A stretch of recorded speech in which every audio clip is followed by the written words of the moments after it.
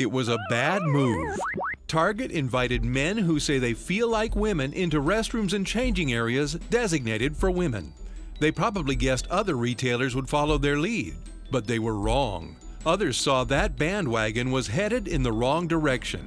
We're not ready to sacrifice the safety of women and children for the sake of progressive bathroom policies. Invite Target to make a better move. Sign the Boycott Target Pledge at afa.net. Darkness is not an affirmative force. It simply reoccupies the space vacated by the light. This is the Hamilton Corner on American Family Radio and Urban Family Talk. It should be uncomfortable for a believer to live as a hypocrite. Delivering people out of the bondage of mainstream media and the philosophies of this world. God has called you and me to be his ambassadors, even in this dark moment. Let's not miss our moment. And now, the Hamilton Corner. Good evening. Welcome to the Hamilton Corner here on American Family Radio and Urban Family Talk. And I'm your host, Abraham Hamilton III, and I'm joined, as usual, by the full J-Squared contingent. Mr. Jeff Reed on my left, Mr. Jason Tross on my right. We don't have Marty today.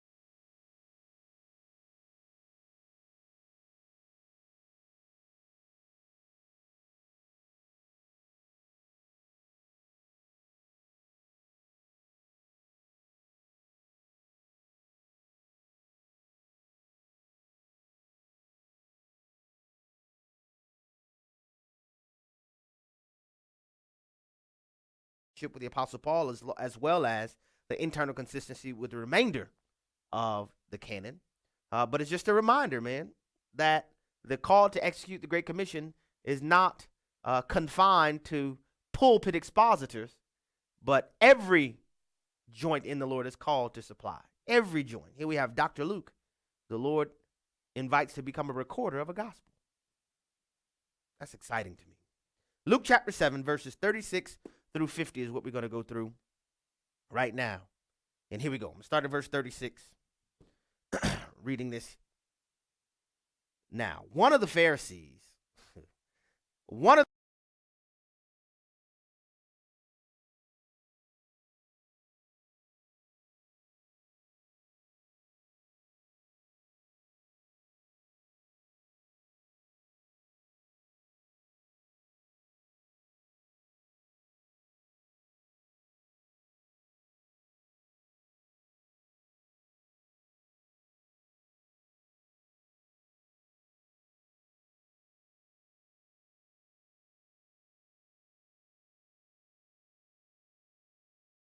and anointed them with ointment.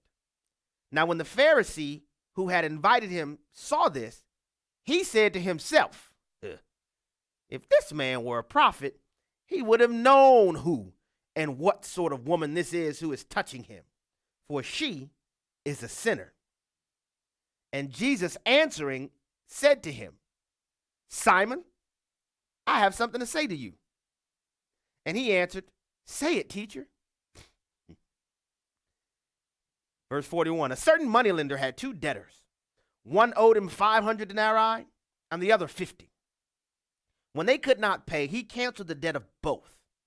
Now, which of them will love him more? Simon answered, the one, I suppose, for whom he canceled the larger debt. And he said to him, you have judged rightly. Then turning toward the woman, hit him with a no look. Turning toward the woman, he said to Simon, do you see this woman? I entered your house. You gave me no water for my feet, but she has wet my feet with her tears and wiped them with her hair. You gave me no kiss, but from the time I came in, she has not ceased to kiss my feet. You did not anoint my head with oil, but she has anointed my feet with ointment. Therefore I tell you, her sins, which are many, are forgiven. For she loved much, but he who is forgiven little loves little. And he said to her, your sins are forgiven. Then those who were at table with him began to say among themselves, who is this who even forgives sins? And he said to the woman, your faith has saved you. Go in peace. Man, the word of God is so good. First of all, this follows several episodes of Jesus' teachings, as well as earlier in this chapter, Jesus raised the widow's son from the dead. So when the Bible introduces the notion that Simon, this Pharisee, invited Jesus to his home, he wasn't inviting Jesus to his house to worship Jesus.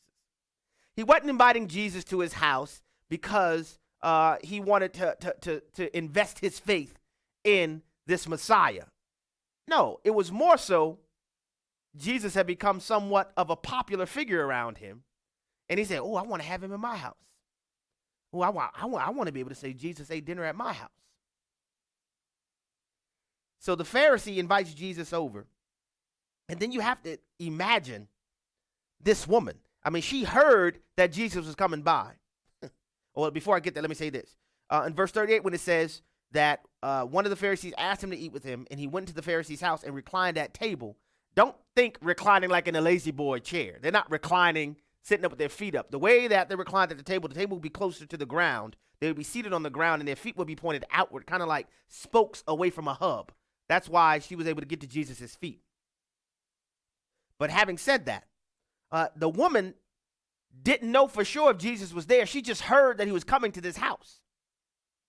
And you have to understand, just as the Pharisee, Simon, had made conclusions about her, you have to know she was not ignorant to those conclusions. In fact, in John chapter 12, this woman is identified as Mary Magdalene. But she knows what the people in town think about her.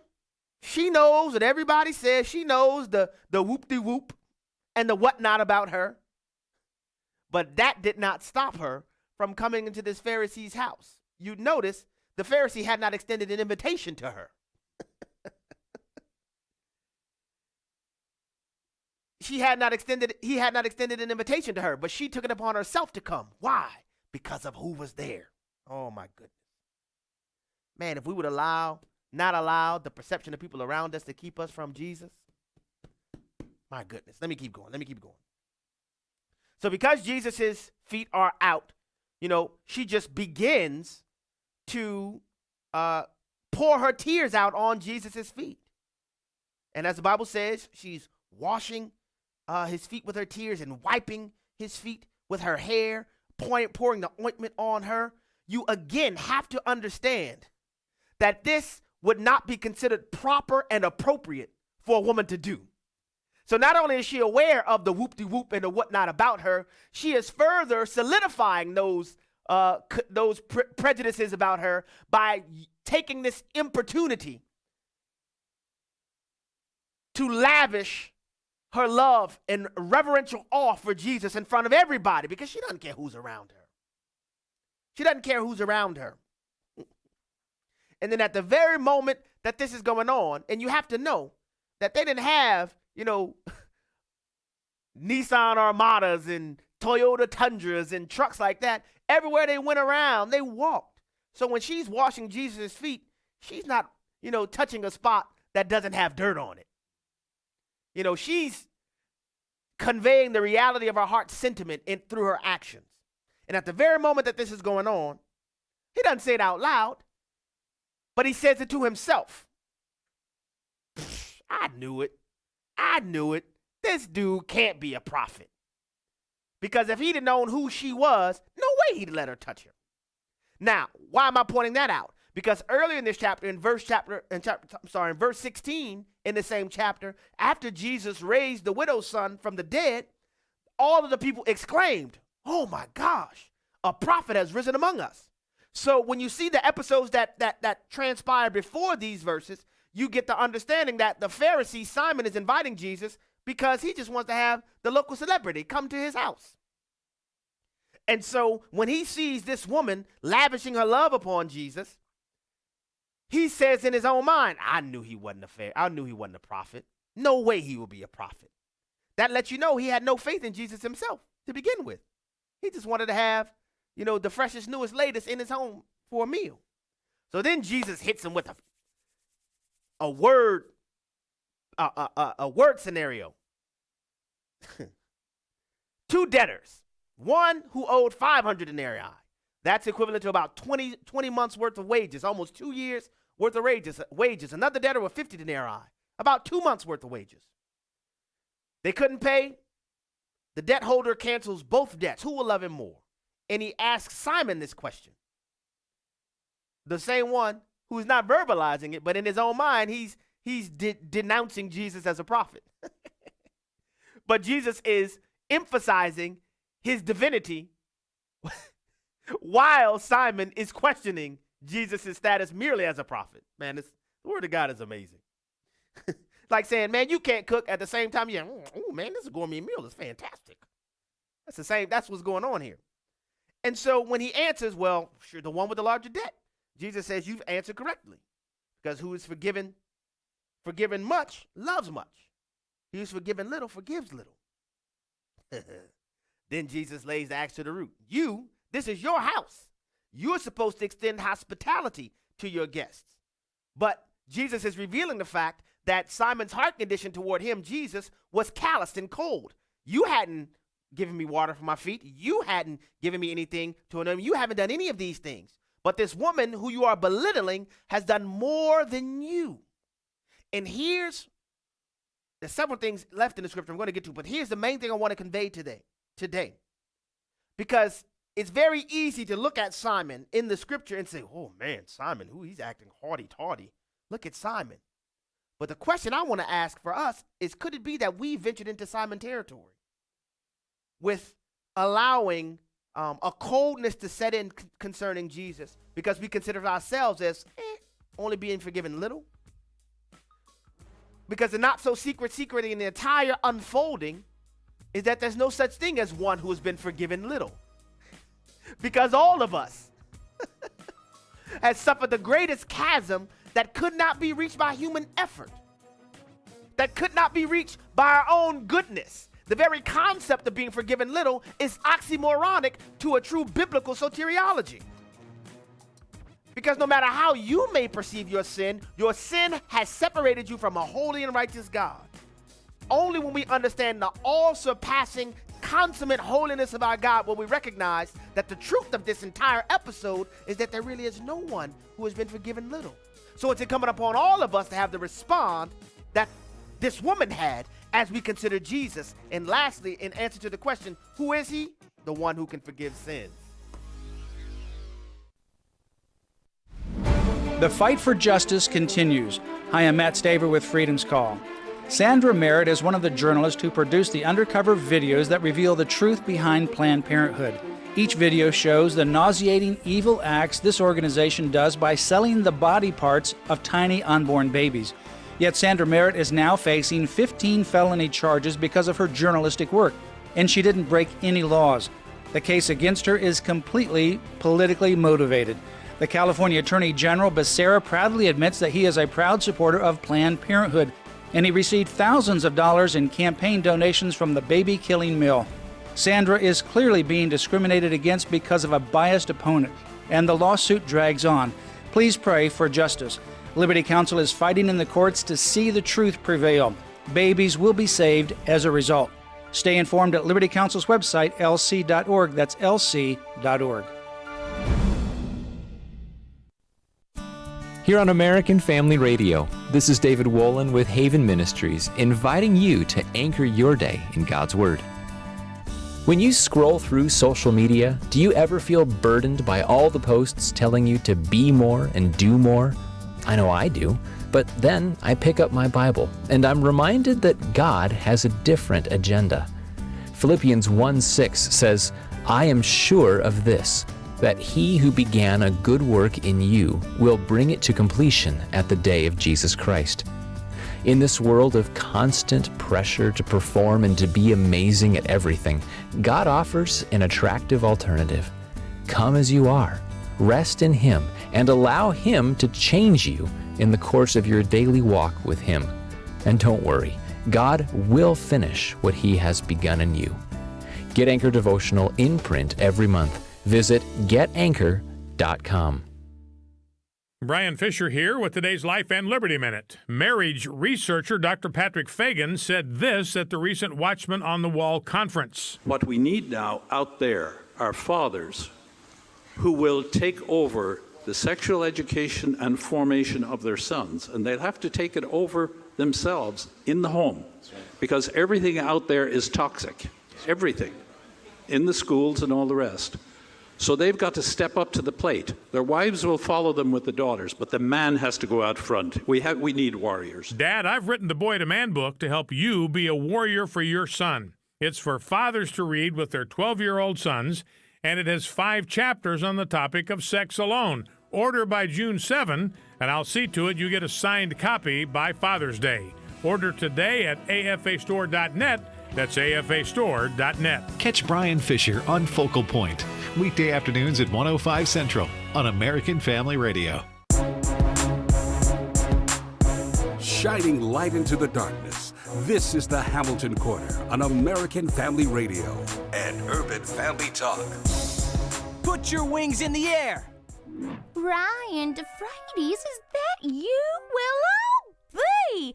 I haven't seen you since the day you crushed my soul. Don't you remember the science fair? You called me Bucktooth and insulted my birds. I swore that day I'd make you pay, and I'd make everybody pay. Look, Becky, I'm really sorry. I shouldn't have said that. You're sorry? Oh, well, in that case, I'll forgive you. Really? Fat chance! You're just some no-good, highfalutin bird hater. That's what you is. Look, Becky, You think the sun comes up just to hear you crow? Ain't that right, Ryan? Or should I say marshmallow?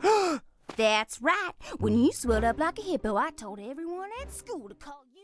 Welcome back to the Hamilton Corner here on American Family Radio and Urban Family Talk. And that was just a little segment, a little tidbit, just to whet the old appetite for an animated offering that we have made available to you from American Family Studios called Ryan Defrates' Secret Agent. And to discuss Ryan Defrates' Secret Agent, we have in studio with me right now one of the writers for Ryan Defrates' Secret Agent, Mrs.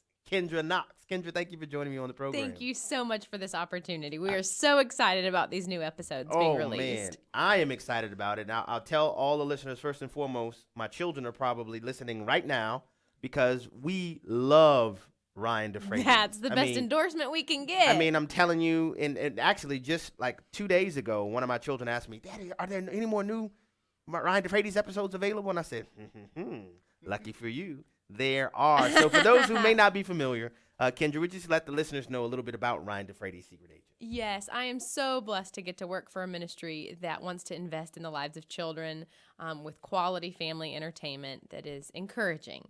Yeah. The story of Ryan Defrates is he is a spy who thinks he knows everything, and he likes to work alone. And he is a leap before looking person who ends up getting paired with an unlikely partner, his mom. So his mom, Deb Defrates, is a coupon-cutting, wise woman of God who often ends up saving the day because she thinks outside of the box. She's creative, but most importantly, she sees the bigger picture, and she's able to apply biblical wisdom to this situation. So it's just a fun series. We have robotic mooing cows, giant ninja chickens, and clowns that shoot cupcake cannons, and all sorts of crazy, bigger-than-life hilarious moments. But it's also an opportunity for us to put character quality to action and to be able to instill that into children. Each episode has a little biblical wrap-up that's at the end, a Bible story that goes along with the character quality that Ryan is learning. And that's been some people, I was a little nervous, our kid's going to tune out when it comes to the Bible part. But I've heard reports of a lot of kids saying, listen up, this is the Bible part. We got to listen up. Yeah. And I love that, man. I think a lot of people underestimate children's ability to grasp spiritual truths. And I love that what we're hearing from families watching this series. Man, I agree with that 100%. I have a little snippet I want to play. This is not very long, just about 30 seconds from episode 9, from the Web of Lies episode. It's clip 1 on the rundown. Would you please play that one for us, Jason? Some people don't realize this, but stretching the truth is the same thing as lying. And lies are a lot like that sticky web. You tell one, and then another, and the next thing you know, you're all tangled up in your own web of lies. Can we talk about this later? Yeah, okay. But honey, if you ever do find yourself all trapped by a lie, just remember, the only way to get untangled is to tell the truth.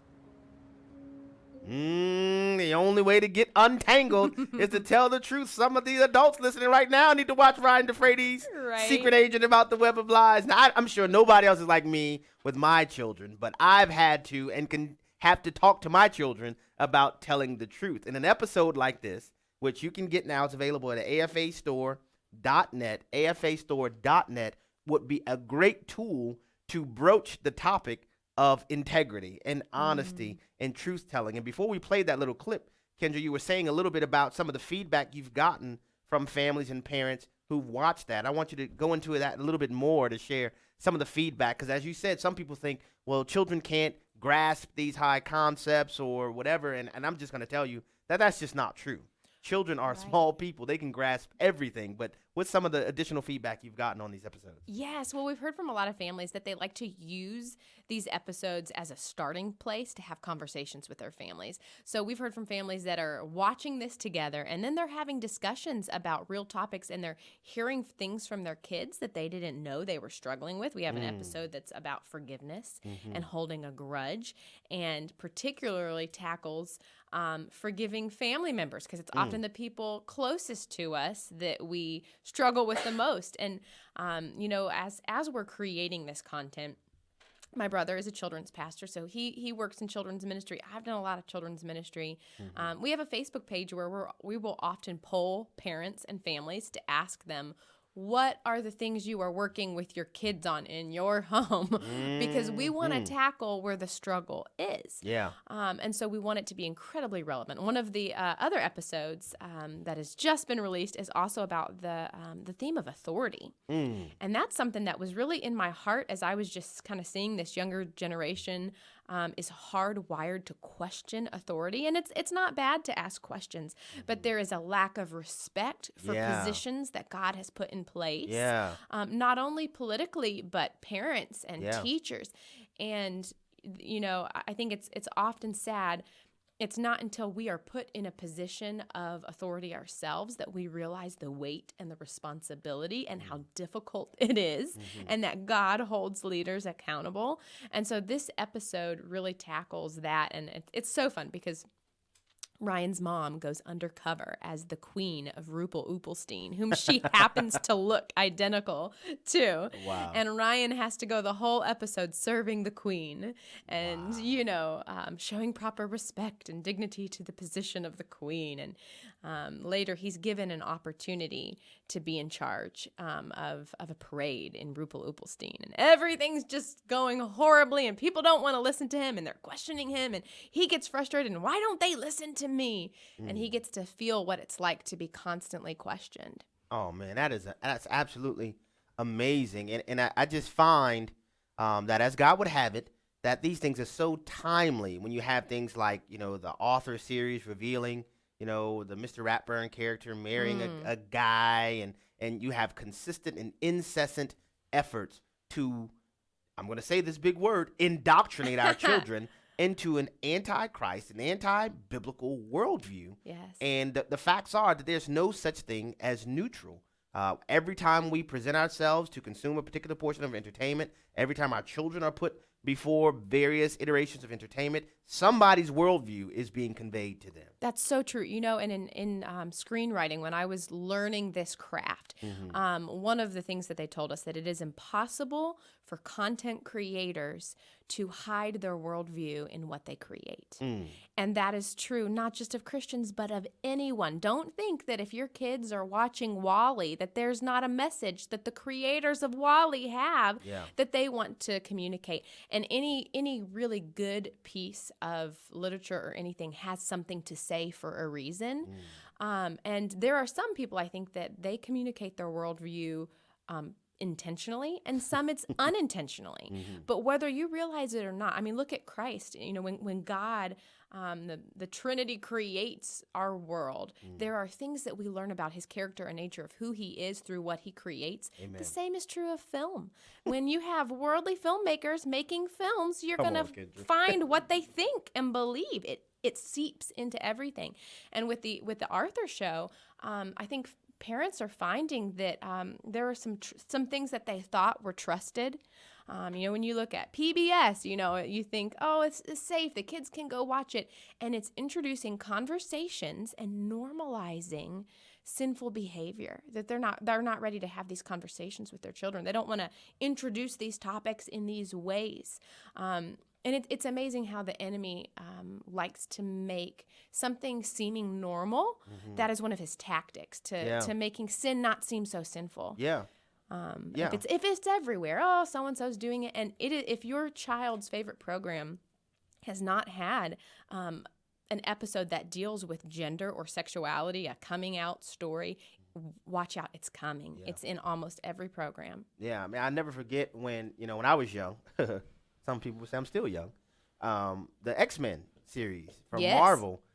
Some people, including myself, were shocked to learn that the writers behind X-Men intentionally crafted the whole idea about mutants and coming out and all that kind of stuff as an analogy and a metaphor for coming out as homosexual. It was amazing to hear the directors walk through and go through the various films and show that this is a coming out scene that a lot of people miss because they were talking about mutants versus, the mutant gene or whatever. A lot of people miss. And it's just as you said, you're consuming someone's worldview. There's no such thing as neutral.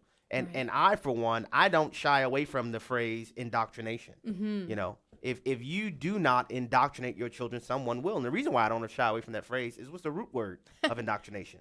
Doctrine. And you're putting it in the children. That's exactly. Doctrine in. It's so funny you say that because when Ryan Defrates, when American Family Association initially released that Ryan Defrates was coming out, some of our critics said, "Oh, this is AFA's attempt to indoctrinate children." Yeah. And I wrote a response to that saying, "Yeah, Yeah. yeah." Yeah. That is exactly what our goal is, because the days have become so dark. There's so much sin in our culture and such a need for the gospel to be proclaimed that, for me personally as a filmmaker, there are some people that are just called to make fun and clean entertainment, and that's a noble pursuit. I don't discourage that by any means, but I think that for me personally, the gospel has to be interwoven into everything that I create because I don't want to waste an opportunity to shed light in the darkness. And let me just say, I know other listeners will agree with me. I just want to tell you thank you for doing that. Like, my Bambinos, my crew, and you and what you've done, and your brother, in case you don't know, Kendra has co-written this along with her brother, Jeremy. You have come alongside me and my wife in our efforts to disciple our children and providing an additional tool, an additional resource in our arsenal to do that. And so I just want to tell you, thank you for doing that. And I really mean that. We hope it sparks a lot of family nights with popcorn because every family wants that opportunity to sit down, be entertained, and just have a great time. Yeah. But if something great can also come from that, those positive conversations, we do have some resources available on our Ryan Defrates website of some the Bible stories that go along with it and family discussion questions. And so, we've heard some reports of family members saying, we're going to invite the kids in the neighborhood that don't know Great Christ. idea. And this is an easy way to slowly introduce them and allow them to ask questions. Great idea. And I want to ask you to just describe a little bit more of the Bible application portion, because I'm going to say this. One of my pet peeves has been whenever things have been Christian, the artistic quality tend to take a dive. I mean, let's just be honest. Some of those Christian films are rather cheesy. I'm just going to tell you the truth. But one of the major things I appreciate is that this is so well done. The graphics are done in excellence. The material is done excellently. I know we partnered with Cat in the Mill Studios and Herald Entertainment, the group that provided the animation for the Pilgrim's Progress film. I mean, the graphics are done so well. But even when you transition from, I would describe it, you correct me because I don't have the technical background to discuss it properly, but the transition from the animated presentation of the episode to the Bible application, the graphics are distinct from the regular episode, but they are still, in capturing graphics. How did you come to the conclusion to use that type of graphic imagery to go with the Bible application? And our animation team is phenomenal, so creative, and asks really great, hard questions of us. And this is the section that, as a creative team, we struggled with the most because we knew that we have to get this part right. And one of the concerns that we had was because Ryan Defrates is a bigger-than-life world with giant robot cows and ninja chickens and some things that can be fanciful, is we wanted to make sure that when the biblical application part came in, there was a shift from, okay, this is this fun, bigger-than-life world, but this is real. These stories that are being told is from the Bible. This isn't just a story anymore. This happened. And so we wanted to visually kind of show a shift in that. The pace changes so that kids could distinguish the story where the character quality is introduced and the lesson is introduced and the Bible story and application. Man, and that is so good. And one of the things I found, a question I get often is, okay, Abraham, if you have small children, what's the best way, to evangelize and disciple them? And there's no cookie cutter way, but what I've found is that one of the primers that God has used in my family to prepare the hearts of our younger children to submit their lives to Jesus Christ is by teaching character qualities, teaching biblical character qualities for the first and foremost, to show how character aligns with God's moral law. Yes. And as a result of identifying those character qualities, it establishes a foundational grid for our children to recognize when their character strays from the biblical foundation for godly character qualities. And I'm all of running out those time. characters pointing to Christ, All because of if them. you just say these are great characters, That's right. all you're left with is morality. Yes. And that's not enough. That's right. Kendra, what's the website for Ryan Defrates' Secret Agent, and where can the listeners find it?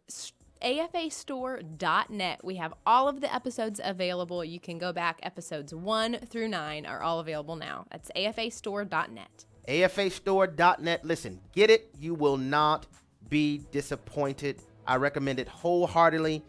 You can probably already tell Kendra is an amazing, godly woman. She's excellent in her craft. Her and her brother did an excellent job on this work, and you need to have this in your life. Thank you so much. Thank you so much for the opportunity. You're very welcome. Ryan Defrates, Secret Agent. You don't want to miss out. AFAstore.net. The website to buy it again is AFAstore.net.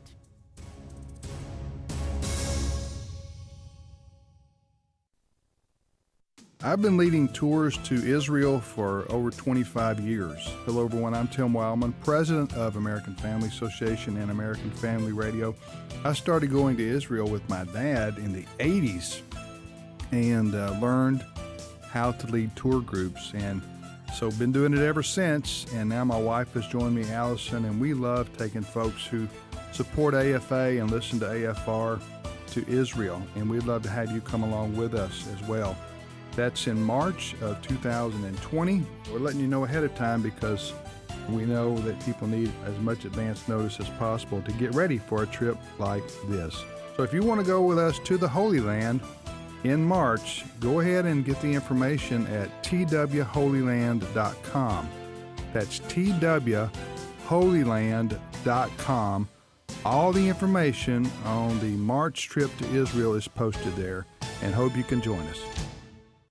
Doing sports God's way. This is David Wheaton, host of The Christian Worldview. The Apostle John completes his first letter by saying, "Guard yourselves from idols." An idol is something that is venerated above God. One idol in our society is sports. Now, sports aren't sinful. In fact, God's Word uses sports analogies to teach spiritual lessons. For the Christian family, sports should be about sanctification, evangelism, and for God's glory, not just temporal rewards. The Apostle Paul writes, "Everyone who competes in the games exercises self-control in all things. They then do it to receive a perishable wreath, but we an imperishable." Hear more at thechristianworldview.org, and then tune in this weekend for another topic that will sharpen your worldview. Listen to The Christian Worldview with David Wheaton, Saturday mornings at 8 Central on American Family Radio. Fox News Commentary with Todd Starnes. A story about party parity. More next. From O'Fallon, Missouri, a controversy over a lesbian wedding party. The owners of Madison's Cafe are facing a media firestorm after they declined to host a rehearsal dinner for a same-sex wedding. Mindy Rackley and Kendall Brown said they were told by someone at the restaurant that same-sex weddings conflicted with the restaurant's values. Now, the owners have yet to make any public comments, but the lesbian couple made a beeline for the mainstream media, telling KMOV television they were appalled and felt less than human. They accused the cafe of disrespecting their relationship. Madison's is not the first business to deny service that conflicts with their values. Disney and Netflix threatened to leave Georgia over the state's heartbeat law. So if it's okay for Disney to have freedom of conscience and association, why is it not okay for a Christian business owner? I'm Todd Starnes. That's your Fox News Commentary. The Hamilton Corner podcast and one-minute commentaries are available at afr.net and urbanfamilytalk.com. Back to the Hamilton Corner on American Family Radio and Urban Family Talk. Welcome back to the Hamilton Corner here on American Family Radio and Urban Family Talk. Don't look now, but it looks like Joe Biden may have a little bit of problems with the truth. Okay. It looks like he has a little bit of problem with the truth, and it's a resurrection of a little bit of Joe Biden's past. So this was something that resurrected from his past that plagued him in his initial run for the presidency in 1987. where he tends to have a penchant for copying things from other people and not giving them credit. That is also known as plagiarism. Plagiarism. So I want you to first hear this. We're going to take a walk back down memory lane to show what happened in Joe Biden's past that derailed his first efforts to run for the presidency in 1987. Please play clip number 4. Why is it that Joe Biden is the first in his family ever to go to a university? Why is it that my wife, who's sitting out there in the audience, is the first in her family to ever go to college? People in Britain would have been familiar with those words. They heard the same ones in a political commercial from Labour Party leader Neil Kinnock. Why am I the first Kinnock in 1,000 generations to be able to get to university? Why is Glenys the first woman in her family in 1,000 generations? Biden saw the Kinnock commercial and evidently loved it. Was it because they were weak? Those people who could work 8 hours underground and then come up and play football? Weak? My ancestors who worked in the coal mines in northeast Pennsylvania and come up after 12 hours and play football for 4 hours? Biden had told other audiences he admired Kinnock, not this one. This one, he later said, he had listening in hushed silence. No, it's not because they weren't as smart. It's not because they didn't work as hard. It's because they didn't have a platform upon which to stand. Anybody really think that they didn't get what we had because they didn't have the talent or the strength or the endurance or the commitment? Of course not. It was because there was no platform upon which they could stand. Well, in addition to this, in 1987, Joe Biden's political star was rising. He had defeated an incumbent in the Delaware race for the United States Senate. And so now, back in 1987, his first attempt to run for the presidency, he got a little bit crossways with the truth. And he copied verbatim this British Labour Party leader at the time, Neil Kinnock's speech verbatim. That led folks into checking into, wait a minute, has Joe Biden done any other things? And it turns out he was also accused of plagiarizing writings in law school. So all of those things snowballed in 1987 to derail Joe Biden's first attempt to run for the presidency. Well, it seems like things that happened 30 years ago seem to repeat themselves with the now 76-year-old Joe Biden, because news broke yesterday that as Joe Biden, as many people refer to as a front runner for the Democratic Party's nominee for the presidency, Joe Biden's campaign plagiarized items from various regressive groups concerning climate change.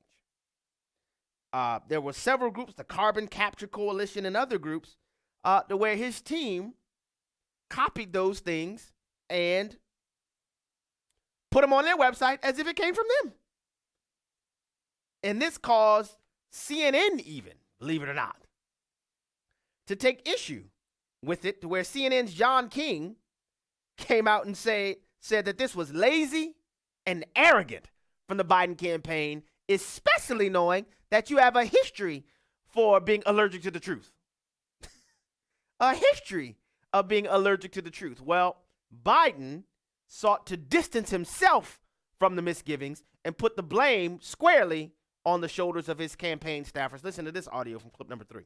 I think you're going to see from the campaign an acknowledgement of exactly how it happened and what it did. And, it's, I think it's, look, they made a mistake, they corrected it, they acknowledged it, and they let me know about it. And the outfits that some of the language came from are people who support the plan. So anyway, thank you. The campaign did it. They did not. Look, to be fair, Joe Biden is not the one that's writing his own policy things himself. But the question that I have is, and you learn this in Leadership 101, when things go down, The buck stops with the leader. And let me ask this question, rhetorically, of course. You tell me what's different. Joe Biden's presidential campaign, 1987, allergic to the truth. Joe Biden's political campaign, 2019, allergic to the truth. What's the constant in both of those scenarios? You mean to tell me that Joe Biden's campaign staffers are the same people in 2019 that he had on his staff in 1987? Come now, boy, you know that not be the truth. What's the common denominator? Joe Biden. Let me ask you another question. Tell me if you heard this one before. If you like your doctor, you can keep it. What's the common denominator? Joe Biden. This is hilarious to me, man. The front runner comes out with his policy on climate change, and it's embracing principles from the Green New Deal, but it's not as expansive as the Green New Deal. And Joe Biden is seeking to push back arguments from those who want to attack him from his left flank, because in case you haven't noticed, the Democrat Party has gone bonkers. I mean, bonkers. I mean, did y'all, I don't know, because I've been out the last couple of days, did y'all hear the audio from the California State Democratic Party convention when you had two people running for the presidency in the Democrat Party? One is former Colorado Governor Hickenlooper, and then another one is Tom Delaney. When Delaney first comes out and says, listen, the Democrat Party cannot be the party of socialism, and the crowd booed him. I mean, it was worse than the Apollo. It was boo, boo, get him out of here, boo. And this is at the State California Democratic Party convention.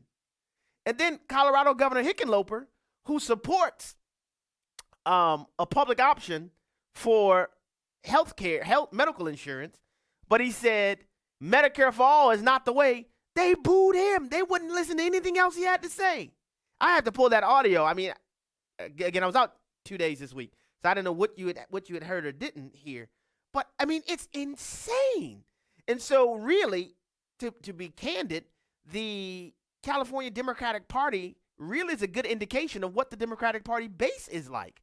And so now Joe Biden wants to fend off efforts to attack him from the left flank politically. So he wants to present himself, I'm climate change. I'm all on that. So he was under the gun to put out a policy paper, a policy position on climate change. And so his first offering, which is a critical policy position for a person who's running for the presidency in the Democratic Party, his first offering in this regard is plagiarized. Come on, man. I mean, this is hilarious. Hilarious. And at the same time, you have people who are supporters of the Democratic Party who are getting extremely nervous because Joe Biden is the front runner, but he seems to be employing the Hillary Clinton strategy. I'm up in the polls, so I'm going to try to avoid as many public appearances as possible. And so they're getting nervous because they're saying, oh, no, this is going to be a Hillary Clinton do-over 2.0. I'm just going to tell y'all, get ready. Get ready. Because you're going to see it. And they're trying to put Biden up there as if he's a moderate. Biden is not a moderate. You know, when you talk about what's more moderate than Hitler, what are you going to say, Stalin?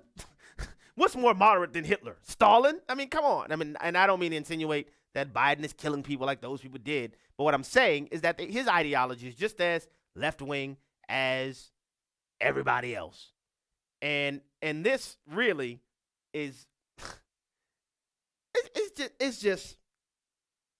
it's head-scratching at the same time as it's befuddling, at the same time where it's entertaining.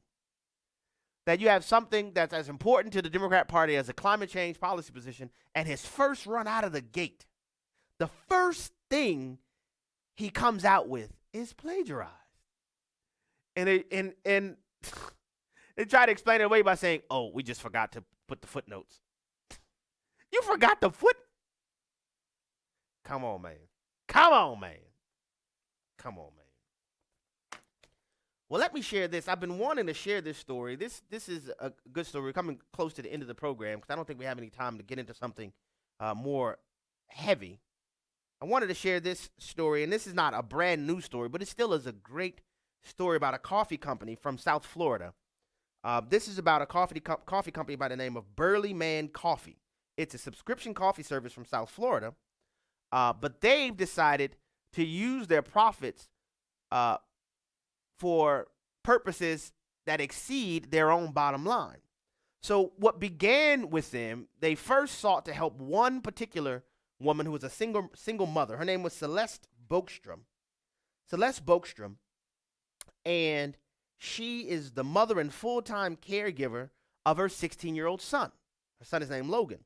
Logan, though he's 16, is nonverbal and autistic. So, you can understand Ms. Boekstrom is giving herself to serving her son and helping him pretty much round the clock. And so Burley Man Coffee heard about this. And so they put their resources together, put their heads together, and said, you know what we're going to do? We're going to buy Ms. Boekstrom a car. And so they purchased a 4-door, brand new Kia sedan, and they gave it to Ms. Boekstrom. And she was overly thankful. She was overwhelmed, saying that, man, you just don't understand how important this was for me, because this came right at the time where we needed it. And I love the name of the coffee company, Burley Man. They intentionally named themselves the Burley Man Coffee Company because they wanted to push back on the whole idea of toxic masculinity. The same type of masculinity that helped the Americans storm Normandy on this 75th anniversary of D-Day, that kind of masculinity. So Burley Man Coffee. So after giving the car to Ms. Boekstrom, Burley Man Coffee said, you know what? We're not done. They've committed to giving 100 new cars to single mothers. 100 new cars to single mothers. And it's amazing to me that most of the time you hear complaints about, capitalism. Capitalism, bad, evil capitalism.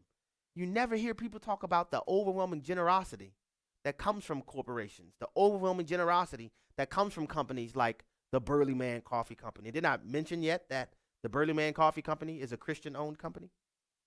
Man, and this is what I'm saying.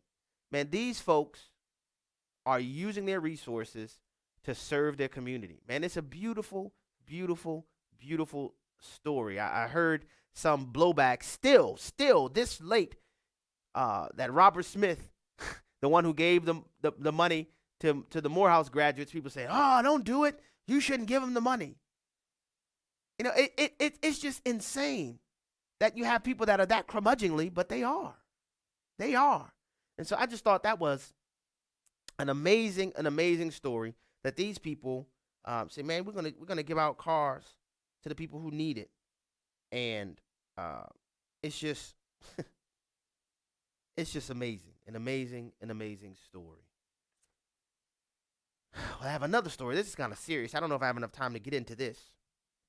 Maybe I do. I'll just trying to give you the highlights. This is a serious story, and I'll give more time to this, because this is worthy of more attention than I have the time to give today. But I, among other people, cried out greatly in response to New York's law allowing for abortion. Well, I have great angst to report that Illinois has even exceeded New York in the travesty of laws passed. Illinois has a law that's pending before its governor, Governor J.B. Pritzker, who said that he wants Illinois to become the most progressive state in the country for the rights to kill children in the womb. Illinois' law is titled the Reproductive Health Act, that allows for babies to be killed right up to the 40th week of gestation. But not only that, the bill also eliminates Illinois' Abortion Performance Refusal Act, which previously allowed medical professionals to abstain from participating in abortions if they had a conscientious objection. This law strips them from being able to exercise that conscientious objection. In addition to that, Illinois' law forces insurance providers in the state to pay for abortions.